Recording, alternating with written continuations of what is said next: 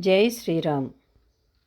హనుమంతుడు తన సముద్ర లంఘన విశేషాలను వానరులతో ఈ విధంగా ప్రస్తావిస్తున్నాడు. నేను అమిత వేగముతో ఆకాశ మార్గాన ముందుకు సాగినాను. చాలా దూరము ప్రయాణము చేశాను. అప్పుడు సర్పమాత సురసాదేవి ఆ సముద్రములో కనిపించినది. ఆ సురసాదేవి ఆకాశ మార్గాన పోతూ ఉన్న నన్ను చూచి, ఓ వానరుడా, దేవతలు నిన్ను నాకు ఆహారముగా ఇచ్చినారు. నేను నిన్నిప్పుడు మృంగివేస్తాను. నాకు బహుకాలానికి నీవు దొరికావు అంటూ నోరు తెరిచింది. నేను ఆ సురసాదేవికి నమస్కారము చేశాను. నా ముఖము వెలతలా పోయింది.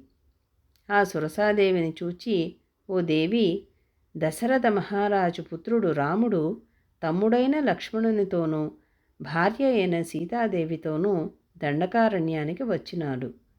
ఆ పరంతపుడి భార్య సీతాదేవిని దురాత్ముడు అపహరించుకొని పోయినాడు.